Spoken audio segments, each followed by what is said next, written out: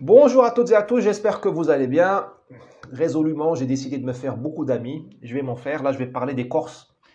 De certains Corses, hein, je note, je souligne, hein, de certains Corses qui provoquent des émeutes ou des troubles à cause du triste sort de Monsieur Colonna, agressé, enfin, qui a été sujet à une tentative d'homicide en prison. Donc, je me pose quelques questions dont j'ai la réponse. La première question, c'est où étaient ces jeunes Corses, tellement fougueux, tellement méditerranéens, au sang chaud, tellement rebelles, lors des confinements? J'ai pas vu la Corse s'embraser à cause du confinement. J'ai pas vu la Corse s'embraser à cause de l'instauration de l'apartheid vaccinal. Pourtant, là, il y avait des moyens, il y avait une cause à défendre. Là, ça valait la peine d'aller en prison. Ça valait la peine d'incendier un quart de police pour défendre la République française, pour défendre la liberté. La liberté vaut la peine qu'on se fasse coffrer quelques mois en prison. J'ai pas vu la Corse s'embraser. J'ai pas vu la Corse s'embraser contre la vaccination des enfants. Des enfants corses. Je dis même pas des enfants de la métropole. Corse. Voilà, donc c'est un peu malvenu, je trouve, de la part de cette petite frange de la population corse. Hein. Il ne faut pas mettre tous les Corses du même côté. D'ailleurs, certains diraient il ne faut pas stigmatiser. Et je voudrais dire, c'est une digression, que la stigmatisation, elle est bienvenue. Dans le monde catholique, dans le monde d'avant, quand nous craignions encore Dieu, les stigmates étaient portés par les saints. Et c'était des bonnes nouvelles. Avoir les stigmates sur son corps, ou les recevoir, c'était une bonne nouvelle. C'était le prélude à l'entrée au paradis. Les stigmates. Alors, quand on dit stigmatiser telle ou telle population, ben, il faudrait qu'elle soit honorée. Non, je plaisante. Mais vous voyez ce que je veux dire. Les mots ont complètement changé. Bon, revenons au cas corse. Donc maintenant, on voit une indignation par rapport au sort de M. Colonna. Bon, c'est pas qu'elle soit malvenue, c'est qu'il y a un manque de cohérence. On est dans le réflexe ethnique. Bon, l'ethnie, c'est bien, ça existe, hein, il ne faut pas la nier. L'histoire d'une population, tout ça, ok, le côté insulaire, c'est bien, mais la dignité humaine, c'est mieux. Et d'ailleurs, si ces Corses-là s'étaient enflammés contre le pass vaccinal, ils auraient eu toute notre sympathie, maintenant qu'ils s'enflamment pour Colonna. Parce que là, ils sont en train ils sont dans un réflexe infantile, c'est ouais, on a tapé mon pote, c'est touche pas à mon pote. Bah, ta cause est grande quand elle est aussi grande que l'humanité. Si tu avais dit touche pas à mon fils, ou touche pas à mon pote breton qui est soumis à l'injection expérimentale, touche pas à mon pote alsacien qui est sujet au confinement, là, quand tu diras touche pas à mon pote corse, là on va t'entendre différemment. Parce que pour le moment, on est dans une histoire de gang, les milieux indépendantistes, tout ça. Bon, je me fais plein d'amis hein, à ce moment-là. Bon, par rapport à M. Colonna, évidemment, c'est une honte qui lui est arrivé en prison. Moi, je ne sais pas s'il est innocent ou s'il est coupable, mais on s'en fout qu'il soit innocent ou coupable. Normalement, tu es le locataire, tu es l'invité du gouvernement français quand tu es en prison. Donc, le gouvernement français l'État français te doit la sécurité absolue en prison. Que tu sois coupable ou pas. Primo. Donc, il y a eu une grave défaillance de l'État français. Monsieur Dupond-Moretti, il aurait dû faire harakiri là. Moi, je n'aime pas les histoires d'extrême violence. Je pense que l'OMS, l'Organisation mondiale de la santé, et M. Véran me suffisent. Donc, j'évite de lire les descriptions des actes, des faits divers. Mais ce peu que j'ai lu, c'est qu'il y a eu un acharnement sur lui pendant plusieurs minutes. Ils étaient où, les gardiens pénitentiaires? Ils foutaient quoi? Pour parler des choses très clairement. Qu'est-ce qu'ils foutaient? Il faudrait que M. Moretti vienne s'excuser devant la famille de M. Colonna, devant M. Colonna s'il survit, et devant la France. Quelle honte! Quelle honte! À quoi ça sert d'emmerder le monde, pour parler vulgairement, d'emmerder les Libyens, les Irakiens, les Syriens, les Africains? Au nom de la démocratie, on leur dit faites des élections, faites la République. Si les prisons françaises sont dignes d'un pays du quart-monde, les prisons françaises sont dignes d'un pays du quart-monde, et personne ne s'en indigne. Surtout pas Amnesty International, surtout pas les ONG, surtout pas la société civile. C'est quand même bizarre. Ils s'indignent pour ce qui se passe chez les Ouïghours, dans les prisons iraniennes, mais ils ne s'inquiètent pas de ce qui se passe à Fresnes, juste à côté d'Orly, ou à la Santé. C'est une honte quand même. Il n'y a pas de démocratie quand tu peux être attaqué en prison. Il n'y a pas de démocratie. Parce que la démocratie n'admet pas les zones de non-droit. Et la prison aujourd'hui en France, c'est une zone de non-droit. Tout comme une partie de Sarcelles, de Vénissieux, de Villeurbanne. Enfin, il y a 1500 zones de non-droit en France. Voilà. Et on vient donner des leçons à Poutine, à je sais qui. Enfin, on est ridicule. On est bâti sur du vent. La France, la République française, la démocratie française est bâtie sur du vent. C'est du pipeau. Bon, alors je n'entre pas dans le délire indépendantisme corse, tout ça, c'est un sujet que je ne connais pas et puis qui je trouve assez déprimant ces histoires d'indépendantisme corse. Euh, il y a certainement une identité corse, mais bon, de là à aller vers l'indépendance, bah, il faut juste assumer ses positions. Il faut arrêter de prendre le pognon de la République et voilà, et vous assumer. Et demain, si l'Algérie vous attaque, je dis vous, je ne m'adresse pas aux Corses, hein, je m'adresse aux indépendantistes. Si l'Algérie vous attaque, vous n'allez pas demander à Paris de vous envoyer les jeunes Bretons, les jeunes Gascons se faire trouer la peau pour vous défendre. Je dis bien l'Algérie parce que la Corse et les Maures, c'est une longue histoire. Bon, vous me direz, il y a toujours une première fois. Bon, si le peuple corse, ces indépendantistes arrivent à convaincre les Corses qu'il faut prendre l'indépendance, pourquoi pas? Moi, j'en serais désolé, mais euh, il y a toujours une première fois. Peut-être que demain, les Catalans seront indépendants, ou les Basques. Donc, pourquoi pas les Corses? Mais à ce moment-là, il faut juste assumer. Il faut juste assumer. Quand on veut le séparatisme, ben, on assume. Il n'y a pas de séparatisme subventionné. Bon, sur cette histoire d'identité corse, vous voyez la difficulté de l'assimilation. Alors, la République française, elle nous dit on va assimiler les Arabes, les Noirs, les Pashtuns, les Pakistanais. Tous ceux qui en doutent sont des dangereux fascistes. Et la même République, elle a aménagé un statut spécial aux Corses, qui sont beaucoup plus assimilables qu'un Pashtun ou qu'un Rifin ou qu'un Kabyle. Les Corses sont des catholiques, des Méditerranéens, des Européens de souche. On n'arrive pas à assimiler. Qu'est-ce que c'est qu'assimiler? C'est tuer leur identité et leur donner une nouvelle identité. C'est ça l'assimilation, dans une définition un peu brutale, un peu caricaturale. L'assimilation est une petite mort, c'est un déracinement. On te transplante dans un autre terreau, tu fais des racines. Les Bretons de 2022 sont beaucoup moins bretons que les Bretons du 19e siècle. Ça s'appelle l'assimilation. Les hussards de la République sont passés par là et ils ont nivelé tout le monde. Tout le monde parle le français de l'Île-de-France. C'est ça l'assimilation. C'est pas très drôle. C'est nécessaire, certainement. C'est pas très drôle. Donc, on n'arrive pas à assimiler complètement le peuple corse. S'il existe un peuple corse, je pense ça se discute, mais bon. On n'arrive pas à assimiler les Corses et on croit qu'on va assimiler les Kurdes, les Turcs, les Rifins, les Marocains, les Maliens en une génération. Mais on marche sur la tête. Hein. Et on est gouverné par ces abrutis-là. Et ces abrutis-là sont conseillés par d'autres abrutis qui tiennent les chaires universitaires et qui nous disent quoi penser.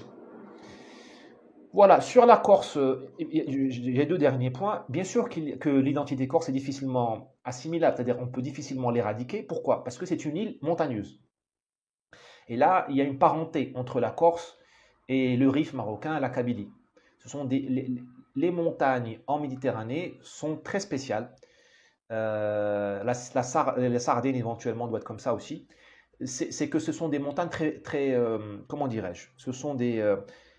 Les îles montagneuses, les régions montagneuses de Méditerranée ne sont pas très maritimes. Elles sont d'abord montagneuses. C'est-à-dire que la Corse, elle a toujours tourné le dos à la mer. La mer était entourée enfin, les côtes corses étaient réputées insalubres, surtout la côte est. Il y avait le malaria, je ne sais pas quoi, il y avait les marées. Pareil pour le Rif marocain n'est pas maritime. Vous voyez une ville comme Al-Hoceima, entre elle et la mer, il y a 200 mètres, mais 200 mètres de falaise. La ville est montagnarde.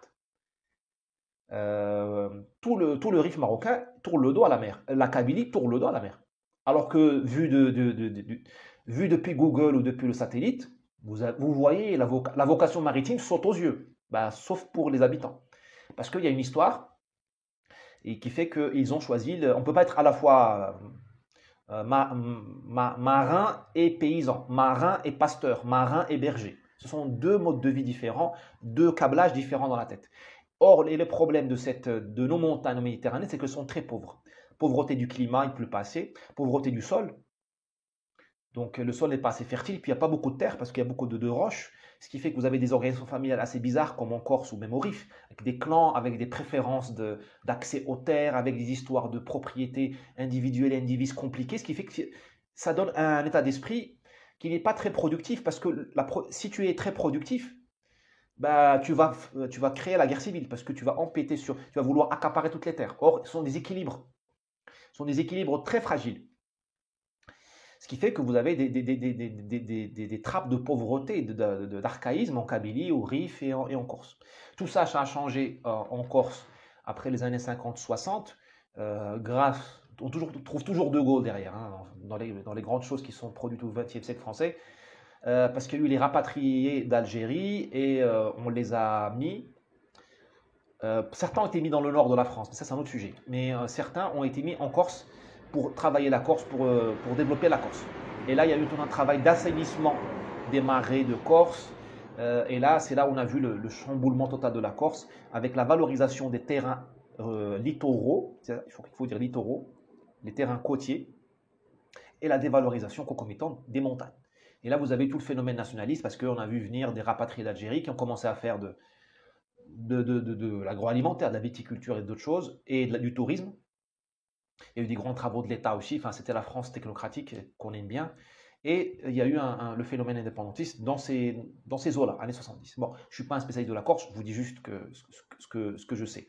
En parlant d'assimilation de la Corse, s'il y a un territoire qui a reçu l'aide, enfin qui a reçu la bienveillance de l'État français, c'est la Corse. La Corse et éventuellement les Antilles. C'est-à-dire que ce sont des territoires périphériques. La Corse, je viens d'expliquer, par construction naturelle. Alors c'est magnifique la Corse, et heureusement que c'est périphérique, parce que sinon ça aurait été aussi moche que certains coins du 9-3, quoi. Ou certains coins enfin, voilà, ça n'a pas été détruit parce que c'est périphérique. Les Antilles, c'est périphérique par définition, bah, c'est très loin. Et en plus, c'est un confetti francophone dans un milieu anglophone, hispanique, tout ça, donc évidemment, c'est... Et l'État français, depuis le 19e, pour les Corses, et depuis les années 40-50 pour les Antillais, a créé des postes dans la fonction publique pour ces populations-là. Ce qui fait que la colonisation de l'Afrique a été faite notamment par des Corses. Vous avez dans les douanes de Dakar, dans les policiers, dans les gendarmes du Maroc, du Gabon, beaucoup de Corses. Et vous avez eu là le melting pot entre les Corses, les fonctionnaires corses et les fonctionnaires français, disons, continentaux. Il y a plein d'histoires dans les archives, ça c'est bien avec les syndicats. Il y a plein ils archivent pas mal de choses. De contentieux entre le cheminot corse et le cheminot breton en gare de Brazzaville pour une histoire de nana, alors africaine ou française. Enfin, c'est très intéressant. Et c'est comme ça qu'on fait un peuple. C'est par les contentieux, c'est par les amours, c'est par les divorces, c'est par le contact, par les interactions, c'est par les grèves. Le syndicalisme a fait beaucoup de bien en Afrique coloniale. Digression, pour intégrer les Noirs au monde, on va dire, européen. Parce qu'il y a eu une ligne de train, s'appelait le Congo-Océan, qui allait de Pointe-Noire sur la côte atlantique à Brazzaville, à l'intérieur du continent africain. Elle a été construite par beaucoup de Noirs, quelques Blancs, et elle a été opérée ensuite par des Blancs et des Noirs. Et ben, la CGT s'est installée, et elle a bien fait de s'installer. Parce qu'elle a mis dans le syndicat des Noirs et des Blancs. Et ils ont fait grève ensemble. C'est comme ça qu'on fait un peuple. Ou c'est comme ça qu'on transmet les savoirs. C'est pas à travers une baïonnette, c'est dans la vie. Il y a des choses qu'on n'apprend pas à travers les coups, et comme il y a des choses qu'on n'apprend pas à travers par les livres ou dans une salle de classe. C'est par la vie. Voilà. Donc, la France a fait beaucoup d'efforts pour rattraper le niveau de vie des Corses et pour les inclure. D'ailleurs, au Maroc, quand tu vas demander un visa, j'en garde un souvenir terrible du consulat français de Rabat. Je ne sais pas s'il a changé, mais je l'ai fréquenté à 20 ans. C'est un des rares endroits où tu as envie d'être anti-français. C'est un des rares endroits où tu as envie d'être anti-français. Parce que tu es traité comme du bétail. On m'a dit que ça a changé, bon, à suivre. Et là, il y a plein de Corses. Il y a plein de Corses parce qu'il y a une tradition. Ce n'est pas qu'il y a des quotas pour les Corses, mais il y a une tradition dans la fonction publique, police, gendarmerie, tout ça, où les Corses ils vont. Pareil pour les Antillais, vous le voyez, il y a beaucoup de policiers français antillais. Là, c'est une autre histoire, mais c'est la même logique. C'est qu'on a voulu rattraper le retard de développement de ces régions périphériques et on a emmené les Antillais en France pour prendre des postes dans la fonction publique. Bon, après, c'est une histoire toujours douloureuse. La vie est douloureuse, hein. Il y a pas de, je ne connais pas beaucoup de vie qui ne soit pas douloureuse. Je pense qu'être paysan gascon ou breton n'est pas très sympa non plus aujourd'hui où il y a 100 ans, 200 ans. Donc nous avons eu tous droit à notre lot de souffrances. Mais c'est très intéressant de voir ce que l'État français a fait pour fabriquer le peuple français. Par la violence du déracinement, le combat contre les langues régionales, l'humiliation. On a fait passer l'occitan pour une langue de beauf. C'est ça la France aussi, hein. Bon. Et aussi par la main tendue. La main tendue à ces populations-là, corses antillaises, mais aussi la main tendue aux pauvres, aux enfants de pauvres. Les pauvres gascons, on les a traités de beaufs. Bah, ce n'était pas le terme à l'époque, mais on leur a proposé l'accès à Normal Sup. Vous voyez Albert Camus, fils de pied noir, donc périphérique, en périphérie en Algérie, pied noir pauvre en plus. Et son prof lui a donné l'accès, si ma mémoire est bonne, à Normal Sup. Enfin, son prof, son cerveau, mais la République, à travers son prof, et une bourse, je crois, lui ont donné l'accès. Voilà, c'est ça un pays. Et c'est ça un homme d'ailleurs. Méfiez-vous des gens lisses. Lisse est le Kleenex. Le Kleenex a une durée de vie limitée. La République française, la France est contradictoire, c'est ce qui fait son charme. C'est pour ça que je m'insurge contre les abrutis qui nous servent aujourd'hui d'indigénistes ou de gens qui lisent l'histoire française sur la base de l'anachronisme, le racisme, l'esclavage, il faut voir tu sais, c'est comme en boîte de nuit, hein, les boules lumineuses là. Il faut voir tous les reflets pour se faire une idée. En boîte, souvent, tu te fais avoir parce que tout le monde est joli en boîte. On voit le premier. Tu te fais avoir parce que la lumière, elle est faite pour te duper. Parce que tu as les histoires là qui tournent, dans la fumée et tout ça. Donc, pour pas être piégé dans sa connaissance, pour pas être l'idiot de l'histoire, il faut prendre le temps de regarder l'image dans sa complexité, dans sa plénitude. C'est vrai que si tu regardes que l'histoire de France, que la souffrance des esclaves, c'est vrai que c'est pas très drôle.